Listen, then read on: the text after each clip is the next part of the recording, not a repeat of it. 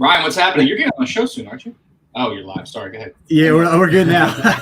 So what's up, everybody? I'm on with Joe Evangelisti, and I think everybody's probably seen his face online as well as mine and Ryan's. And, one of the things that we've been doing here is really pulling in a lot of the players and the market movers in our space to really get an overview and put people's mind at ease as to what the hell's going on and what the hell they should be doing in the real estate space as well. So, as I run through like my Rolodex of like people that would like have different perspectives, different influences, Joe's a huge player in our, especially our South Jersey market, does a lot of flips, wholesales, like you can speak to the market itself.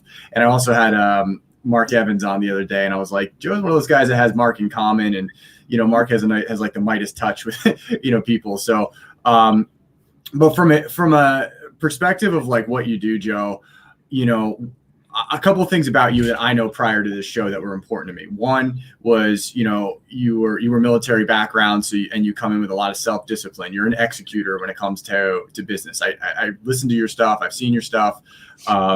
And a lot of people aren't that, so they don't adapt well in terms of being self-disciplined and execute in a scenario like this.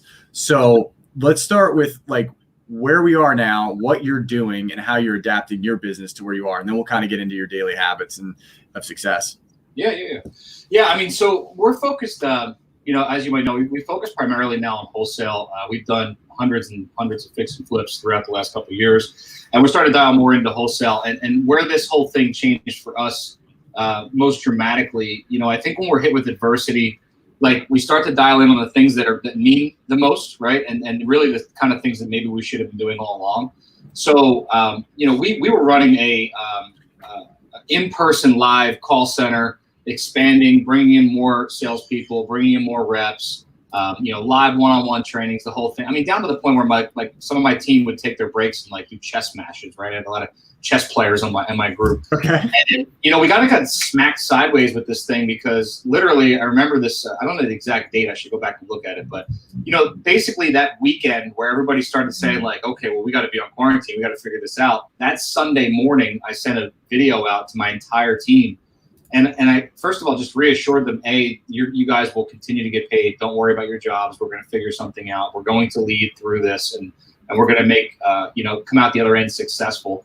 But then that following Monday morning, right after I made that announcement, I had 10 new guys coming to the office, like to start training, to start making calls.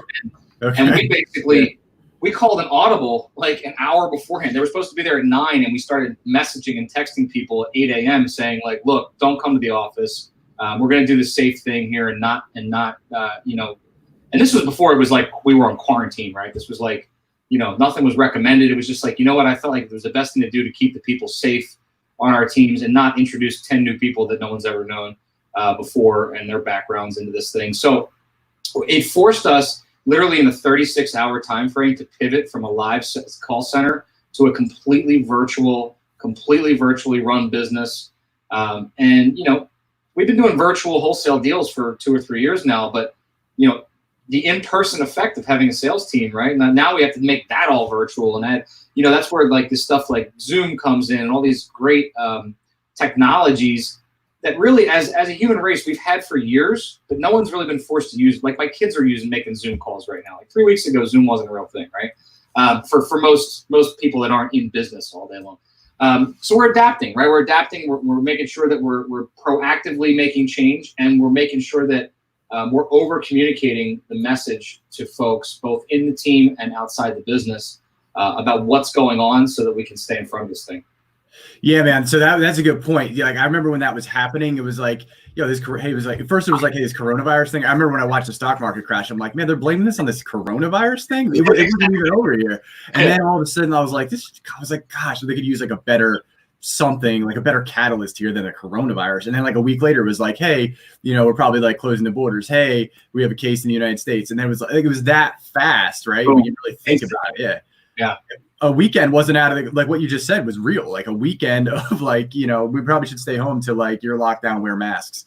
Right? I literally thought about that weekend. I thought it was like a California virus. I thought this thing was going to stay west. Like Washington State was the only one that had like an epicenter at that time. And what's cool is like we're in it right now. It's tough. There's people making, look, there's people suffering big time. There's small businesses hurting big time. Not taking away from any of those people, but guys, we're living in history too. Like we're going to look back on this in 5 years and go, remember that coronavirus thing? Remember what it did to change our business for the better and for the worse? Like what can we learn from this period of time while we're living in it? And I think being adaptable is one of those things. Yeah, I find that, I look at this, I was saying this on one of the other shows, I was like, look, the game is set. We're already all in it. The game is like, here's the game you're playing. So you're taking like a silver lining to it, which is the important thing, because you're like, I can either lay down, let this thing roll me over, or I can adapt and adjust. And then, we always say that 5 years from now, when you see the people that came out of this, and they're killing it, you're like, wow, how did he do that? And he was like, oh, he bought so low during the coronavirus thing and stuff. It's like, that didn't happen. That wasn't magical. That was like a mindset shift that you had to have during the time. It was something you experienced during 2008 that you maybe had done before. And then, you worked, doubled down in times like this. I mean, I can see it now. Like you're online every day. I'm online every day. We're doubling down our efforts when it's like everything says like, don't buy, don't build, don't do this, right? You're thinking all these things. Most people are thinking all these things. I'm like, twice the effort, 3 times the effort to make sure when you come out the other side that it's like, how did Joe Evangelisti get to where he is now? Well, watch these videos when you go back 5 years from now, right? These are the things that you're doing right now in your business to stay atop. What do you think's coming? Like, where do you think we're going to go? What do you kind of like, what's your gauge? Well, my good buddy, Matt Monero, said this a couple weeks ago. He said, expect to work twice as hard and make less money, right?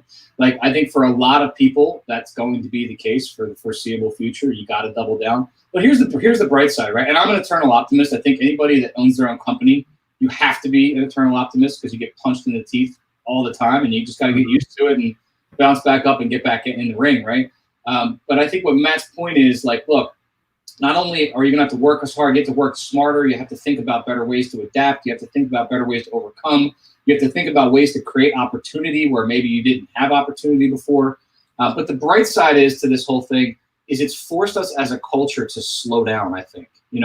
Like you have more time because you're not commuting. You don't have all these other things, we have new things too, but we have plenty of time to think, to journal, to read, to learn, to grow, to watch stuff like this, to listen to podcasts. Like if you don't come out of the back end of this thing a better human being, well, then that's your fault. Like no one else can force you to stay home for the next 30 days and not expect that. Like, look, you got more time. You got more time on your hands. Like, I'm more productive today than I was a month ago, and I'm pretty goddamn productive.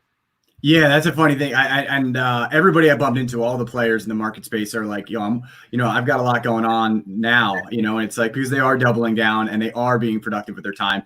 But I do I've been waiting. I've just been waiting. I've only seen it once for somebody to give me that line of like, I don't have time for this, or I don't have to. I'm like, dude, you can't say that right now. You've got 6 days of time. That's all you have, You don't have your bullshit lunch meetings. You don't have your catch a cup of coffee to pick your brain meetings. Like, you don't have time to bullshit. You have to focus on, but now you have the availability, right? So learn how to get into a rhythm. Learn how to schedule yourself properly. Learn how to put, you just hit me up. I'm jammed 15 minutes to 15 minutes, right? And I'm hopping on here for half an hour. Like, I think that if you can't find time today, then that excuse is just, forget about it. I found that like this time, if I were to suggest something, and this is something obviously you already do, like this is in your nature and who you are, but I would think you would agree with this. One of the best things I think people could do at this moment with their time is going to be to learn the art of self-discipline, because now is the moment to teach yourself self-discipline. I didn't realize how hard that is for it to come to a lot of people, but once you learn it and you learn how to create a habit, and not just create like the habit of like, I know how to market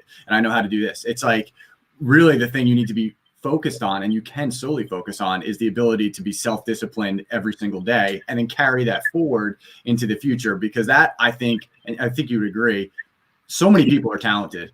So many people fell short because they can only do something for 2 weeks and quit. Like, it's crazy, right? Like, that's something I'm sure you see. It's huge. And listen, we all fall off. We all have the ability to slip. Hey, if you need to take a few days and slip, guess what? You also have the ability to do that now too, right?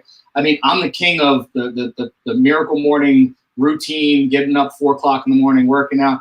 I slipped for a couple of weeks because guess what? I don't have a 5 a.m. class to go to. I don't have an accountability team that's waiting for me to show up at 5 a.m. and work out for an hour, right? So, I started to catch myself slipping. Now I'm doing the 8 a.m. F5 F5 report live on Facebook every day. Why? Because I need to get up 2 or 3 hours before that to get my routine in, to read my book, to get on the treadmill, to get on the bike, to do whatever, get my exercise, and get back in alignment with who I really am, And so we all slip. Like I went 2 weeks waking up at 7:30. That was the biggest waste of time ever, right? But hey, I got my sleep recuperated again. Now it's back into let's get a routine that works. Let's be productive. How are we gonna focus on gaining during this time down? All the players that I've met have done the same thing for like a week or two. It was like, hey, we're back in college, or what the hell is this? Let's do this. And then it was like their brains exploded because they're like, whoa, this isn't me. What's going on? And they just had to like recenter themselves. And like that little tidbit for anybody watching this is like a big one. Like you literally took something and inserted it into your day for a commitment, because then you had to make your whole day shift around that. And that's like, I mean, that comes easy to you mentally, but like people watching this trying to develop that skill set, they wouldn't think to do that, right? That's a really good tip for somebody that's like, commit to this because everything else has to revolve around that now. Well, I think the other thing that's cool too, and I mean, you do this show, Ian, and like, so it's like when you commit to, my big thing was I want to engage with more high-level players that I'm not seeing or engaging with or having enough interactivity with. So I'm just going to start texting all my buddies and tell them that I'm doing the show at 8 a.m. and if they want to hop on. So now it's like every morning I get to spend a half an hour with somebody I admire and respect and want to learn more from. And I get to multiply that effect by teaching my audience who these people are and what they do and how they're overcoming this type of thing. So, I think it's a win-win no matter what. Yeah. What do you do? Like, so what's your day look like right now? Like, I know as it's picked up and you have, short increments of things, like how much of it is like handling a little business defense and how much of it is offense? Like kind of break it down. It's a good I mean, it's a good question. I think I probably spend, I'll lay out my day for you today, right? So I always spend my first hour and a half to 2 hours running my different teams. So I do 15-minute like huddle calls where I'll jump on with the team, go over KPIs, what's going on today, what needs to be fixed, what's working, what's not working. So I start with my media company at 9 o'clock. I start with my wholesale company, Hero Home Buyers, at 9 o'clock, 9 to 9:15. 9:15 to 9:30, I have a huddle call with the wholesale syndicate, which is basically a group of top-level operators from around the country that I partnered with. So it's kind of quasi-mastermind, quasi-franchise type thing where they work our model. They close wholesale deals. And so we have an accountability call every single morning. And then at 9:30, I'm on the phone with my digital media company until 10 o'clock. We're the same thing, high-level numbers, metrics. So really my day, my productive stuff doesn't really start till 10 or 10:30 because I've gotten my team stuff out of the way. And then the rest of the time I'm on the phone with, we're doing different development deals. I'm talking to new investors, talking to old investors, getting people interested in those deals. And then straight off to more team management stuff. A lot of stuff that I'm doing more of than I used to is, visionary videos, like leadership type videos, motivational training. I'm hopping on every once in a while. I'm hopping on sales calls with the sellers from our teams just to do live calls and let the new reps see us close deals. Because a lot of that stuff, as a visionary, guys, I mean, it's easy to say I want to walk away and do nothing to the business, but the reality of it is, like, you still have the message, you still have the script, you still the visionary who built the thing. Like, they want to see that in the culture, so you got to be tied into that. Benefit here is, like, before I had people working from home, working from the office, so it was like I had to figure out where to find them or tape a video. Now it's as easy as saying, "Yo, we're going to do a live, Zoom call at 2 o'clock. Everybody hop on." So I think it's easier to lead than it ever has been, just because we're being forced to use technology, right? I had people in my office that would self-admittedly didn't know how to log into Zoom or do live shows or any of that stuff. I'm interviewing them now. I mean, I had my dispositions manager on the call this morning, live on Facebook. It's time to get out there and talk about it, right? So I think there's maybe I'm an eternal optimist, but I think there's also a tremendous upside to this, everybody being forced to slow down and learn and grow from it. Yeah, I think. Well, let me ask you this. So I don't really have any teams or anything like so much. Like we're super duper like lean the way we run. Not that that's good or bad. I just don't have any teams.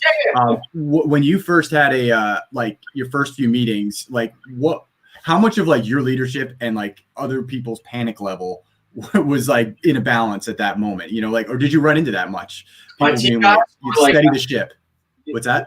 Oh, my team guys, or like you're talking about the team or the external people? Well, like when you come onto these calls in the morning, when you're doing like your digital media, whichever call, whatever team you're talking to, how much panic was there and how much steadying of that writing of the ship did you have to kind of?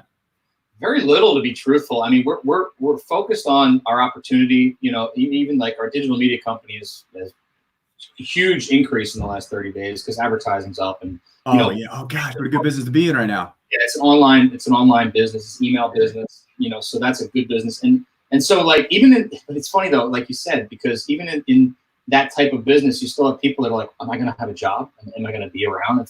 Right. So you have to, I think we've done a good job. We don't really push the message anymore because I think it's pretty well known that like, we're not going anywhere. We're going to keep you guys employed. But at the very beginning, yeah, I think it was, that first message I sent on that Sunday morning to my team, I had a bunch of them text me back. Oh my God, thank you so much for sending this out. I've been losing sleep. I didn't know what was going to happen next. You guys got to realize we still have quite a bit of blue collar employees. We still have a lot of processors and stuff like that who, they might easily think, well, if this thing shrinks up, I'm going to be unemployed. So I think reassuring people in a time of that kind of scarcity, that we're going to be okay. In fact, we're going to grow during this thing. Listen, I'm not unique. I mean, I think it's just good leadership. You know what I mean? I think a lot of leaders should be pushing that message right now and guiding the people in their companies. I think there's a lot of unease about, having a 9-to-5 job right now. And if you can be that leader, then so be it, Yeah, I think Mark Evans did a really good thing when we were on the show with him the other day, and it sounds like, he said when this thing happened, they went out and hired 10 additional people, which to me is like a show of force, right? Yeah. It's like, I'm like, I have no idea what the back ends of his company look like. Obviously, it appears to do well, but I was like, oh, that's a smart move because like, you can go, you're not going to lose your job. And then you can go, how about better yet, I'm hiring, MFer. So it's like, that's a show of force to me. I was like, oh, that's a slick play. And, because a lot of that perception is so important. Like if the person is scared in the morning, I don't know if I should work. I don't know if I should be looking at other jobs. And they're like, oh no, I'm good. We're hiring. Like I can't, and then now you're productive again. And I think that was a really smart play on his part to do that. I've been saying this for weeks, and we're still pushing. We're still looking. I actively have one of our full-time recruiters, let's put it this way. Right now we have a full-time recruiter on staff trying to fill all different positions, all different companies. I think there will be no point in history. You can mark my words in 5 years, but there's never been such good talent on the bench, right? There are people who are amazing salespeople who really didn't like their job, and they've been on the fence for a while, and now it's like, now I have an opportunity. I can break free without it being a big deal. Everybody's doing it. It's coronavirus season, so it's like I think there's so much great talent out there that maybe got laid off. Maybe they were in a sales position and they're looking for a new opportunity. Maybe the top talent everywhere. I mean, look, there's businesses, unfortunately, I'm not trying to prey on them, but look, there's businesses shutting down. So if they have top talent working for them, then I'm open. I want to talk to them. We're actively looking for seasoned wholesalers and seasoned investors from the whole country. We just had one started last week who's a top disposition manager up in Cleveland, Ohio, who's coming to work for us, right? So it's like there's so much talent sitting out there right now. I think anybody who's opportunistic and is thinking, and by the way, I think everyone in the business ownership, you have to think long term, right? If you're not thinking 3 to 5 years, forget 3 to 5 months. Like, how are you going to put yourself in a position to dominate your market in 3, 6, 9 months, whatever it looks like that we get out of this thing?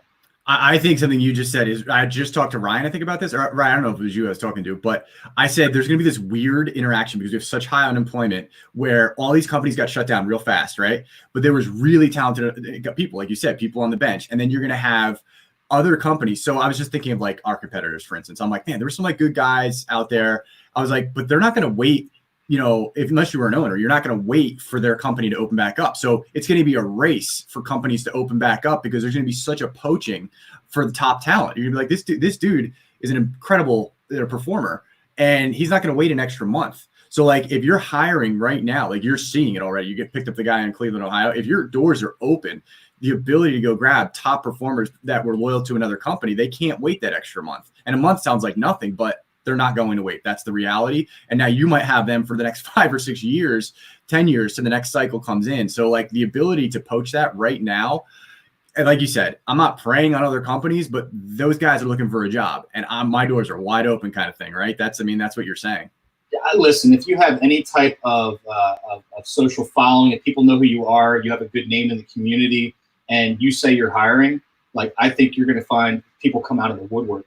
I did a posting. This is right before Corona, but then it just like skyrocketed. I did a posting for an executive assistant position. I had people reaching out to me asking me if I'd hired the executive assistant yet, and I was like, "Why are you like, you're so overqualified for that? I just looking for something new. I don't care if I take a pay cut. I want to work for a team that I know is going to be, pushing themselves, to grow during this thing. Like, this is a good opportunity for me. It's like, I just got a severance package. I had, like whatever, right? Like they're coming out of the woodwork, and it's like, overqualified talent, So great operators know that when you find great talent, you find a seat for it. I mean, you put it through it. And so we have amazing people reaching out, but we're going to continue to recruit as well. I love it, man. So you guys, I mean, I honestly, like, when I came onto this show expecting this kind of like a good feedback from you, people in my social circle that maybe don't know you. I'm like, Joe's a squared away high level operator in Team Rider. Like, you're a no bullshit guy. You've been that way since I met you, and since we golfed with George, terrible. But yeah, you're a squared away guy, and I appreciate having you. I know you have a call to jump on in just a few minutes, and we'll be tuning back into you 8 a.m. on Thursday morning on your show. And I got to tell you this, and I'm going to wear it that morning. I don't really wear hats that much on the show, but the only hat I wear is the hat you gave me as a gift. Damn! You gave me the Flip King, and I'm like, Joe, I'm going to be on Joe's show. No, it's the over one. It's like got the thing in the middle. Yeah, dude, yeah. That's old school. I can't even find anyone to make those for me again. Every day I wear that. Every day I wear that hat. Yeah. So I'll wear that for the show on Thursday morning, man. Good stuff, man. Well, I appreciate you having me on, brother. All right, Joe. All right, take care.